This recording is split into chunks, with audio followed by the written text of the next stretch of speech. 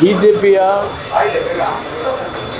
ರಾಷ್ಟ್ರೀಯ ನಾಯಕರು ಮತ್ತು ಬಿಜೆಪಿಯ ರಾಜ್ಯದ ನಾಯಕರು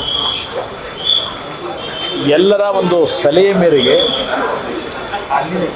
ಬಿಜೆಪಿ ಮತ್ತು JDSನ NDA ಅಭ್ಯರ್ಥಿಯಾಗಿ ಭೂಪೇಂದ್ರ ರೆಡ್ಡಿ ಅವರನ್ನ ಚುನಾವಣೆಯಲ್ಲಿ ನಾಮಪತ್ರ ಸಲ್ಲಿಸ್ತಕ್ಕಂಥ ನಿರ್ಧಾರ ಆಗಿದೆ.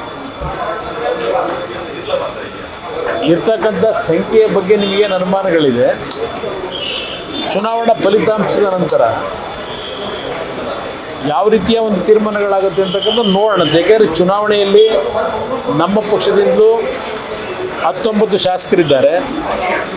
BJPಯಿಂದ ಒಬ್ಬ ಅಭ್ಯರ್ಥಿಗೆ ಸಂಖ್ಯೆ ಏನು ಬೇಕಿದೆ, ಅದ್ರ ಜೊತೆಗೆ ಅವರಲ್ಲೂ ಹೆಚ್ಚುವರಿ ಮತ ಇದೆ.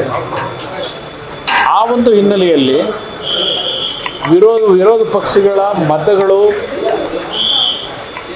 ನಷ್ಟ ಆಗಬಾರ್ದು ಅಂತಕ್ಕಂಥ ದೃಷ್ಟಿಯಿಂದ ಒಂದು ಅಭ್ಯರ್ಥಿಯನ್ನು ಚುನಾವಣಾ ಕಣದಲ್ಲಿ ನಿಲ್ಲಿಸಿ ಎರಡೂ ಪಕ್ಷಗಳ ಮೈತ್ರಿಯ ಒಂದು ಹೊಂದಾಣಿಕೆ ಇದೆ. ಈ ಮತವನ್ನು ಭೂಪೇಂದ್ರ ರೆಡ್ಡಿ ಅವರು ಏನು 5ನೇ ಅಭ್ಯರ್ಥಿ ನಿಲ್ತಾ ಇದ್ದಾರೆ ಅವರಿಗೆ ವರ್ಗಾಯಿಸಬೇಕು ಅಂತಕ್ಕಂಥದ್ದು ನಿರ್ಧಾರ ಮಾಡಿದರು.